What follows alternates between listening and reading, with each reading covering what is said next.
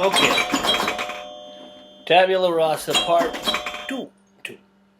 Got a bottle cap there. I was like, fingers don't work right. Yeah.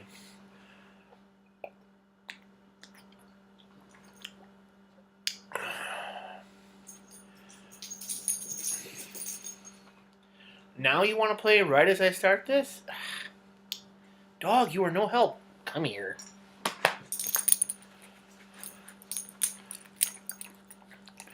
Well, this episode really didn't go the way I thought it would. It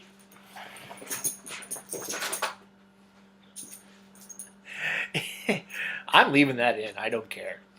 I thought it would just be Justice League figures out how to take down the bad guy, and that's that would be a simple enough episode, and everybody gets back together and figures out what's going on.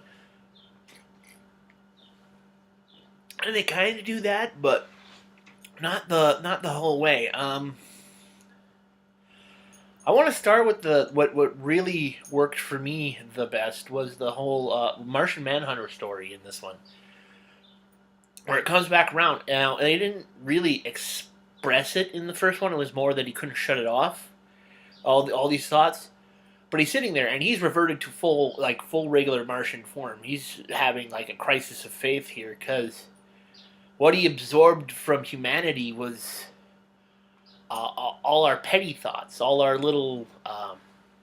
There was nothing really special or big or meaningful. It was more of like, the stupid crap we think about, like, oh man, maybe I should get a haircut, or I sure hope that I don't miss Martha Stewart today.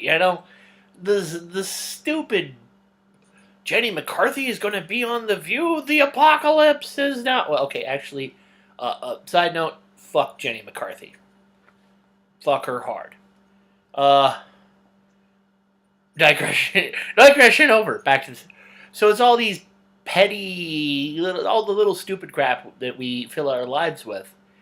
And he's going, why am I here? What is the point? They're so small and petty and thinking of no one but themselves. What am I doing here? What am I fighting for?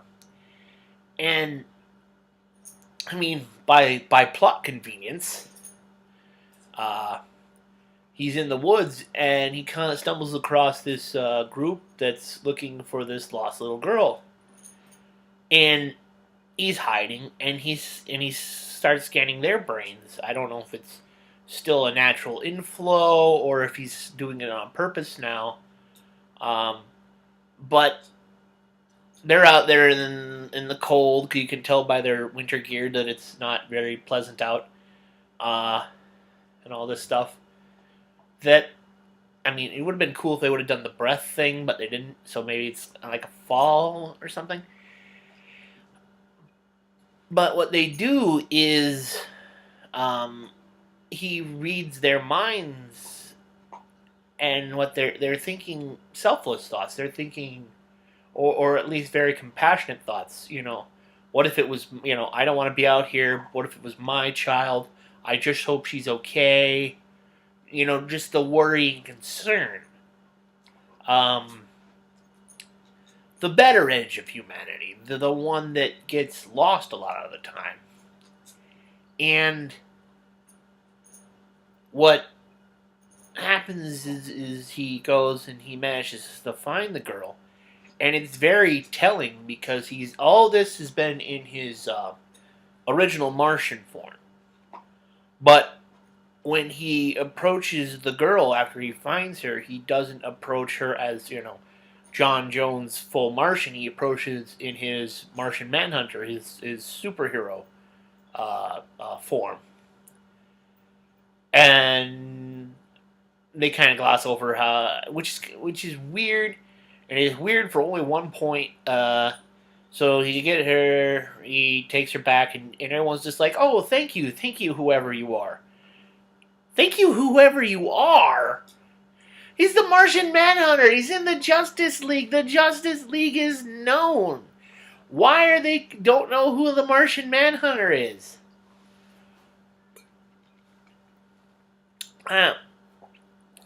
Doesn't seem to make much sense, but I mean, it doesn't really matter whether they know him or not. It's just really odd.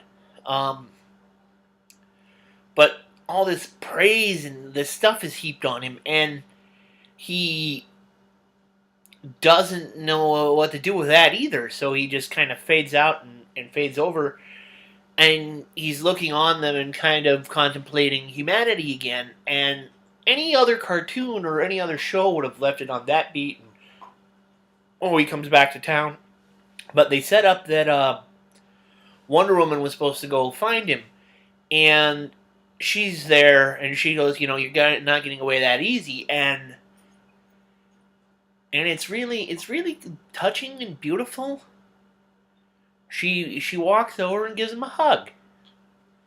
Now it's a hug for a nice deed. Maybe it's a hug because she feels he needs a hug.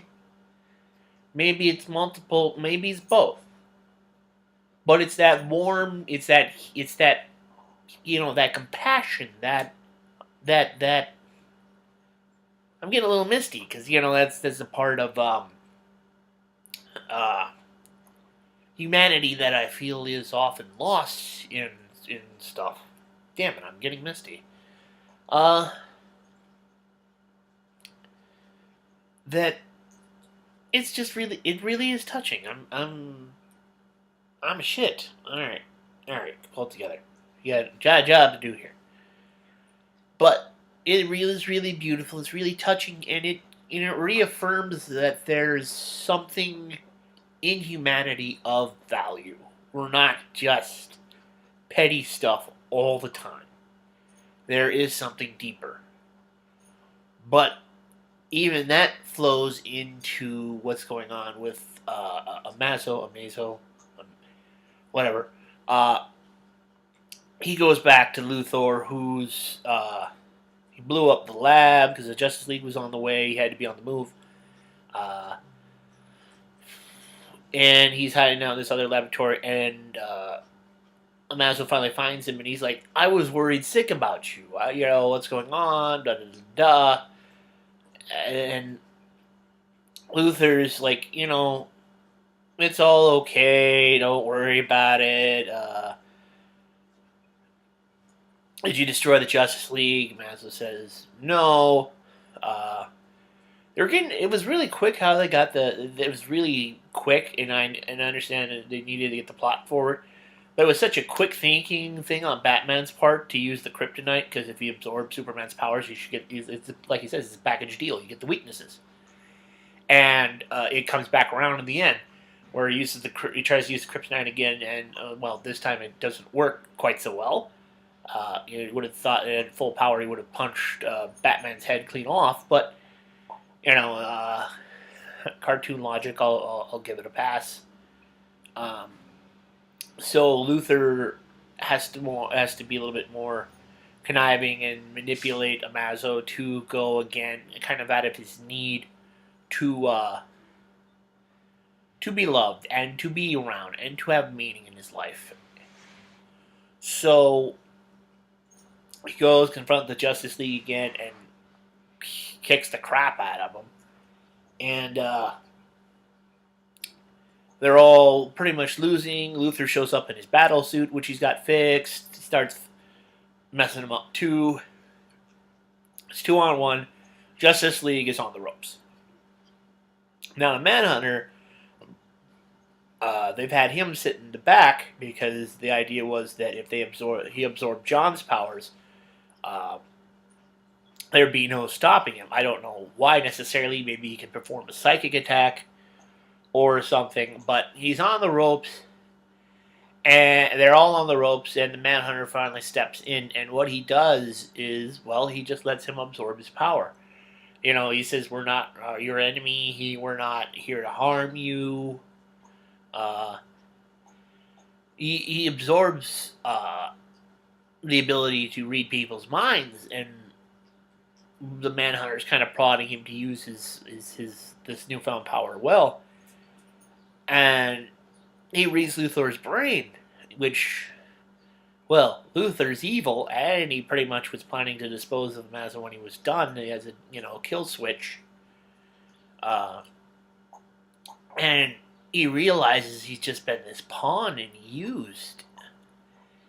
And they have this fight, and Luthor loses, and it's dark and ominous, really, because Amazo, I don't think they necessarily earned this level, and I don't necessarily agree with this sentiment as he looks out into the world and sees it all, and came to the very same conclusion that John did earlier, that everyone is so petty and small, and he just kind of decides, I've had enough of humanity. There's nothing any of you have to offer me anymore.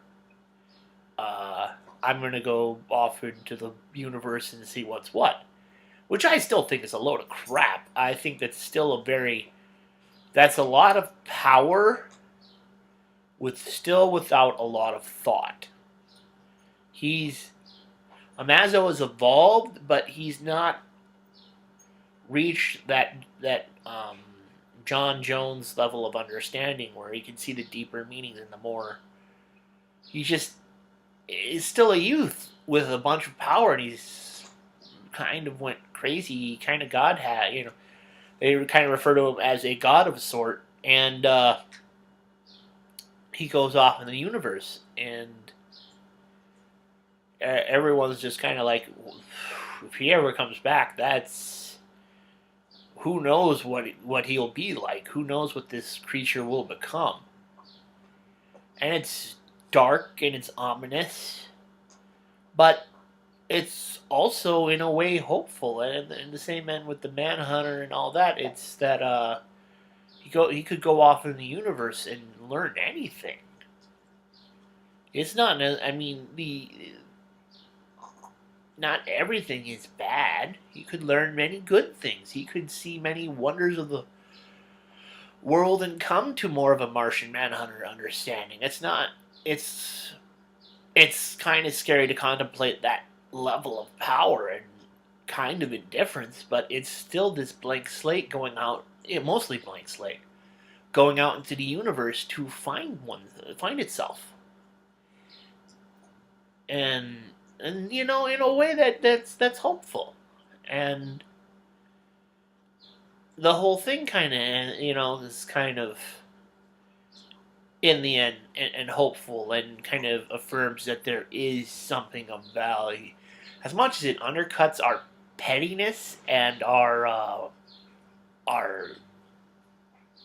bullcrap, it does go out of its way to say there is something of value when we let it shine, when we choose to be better than we often are. And it's really good. The second season has been fantastic. I mean, 2 great stories out of the gate. The first season was inching its way. These 2 right out of the gate, 4 episodes in, 2 arcs done, has been gold. So, on to the next one.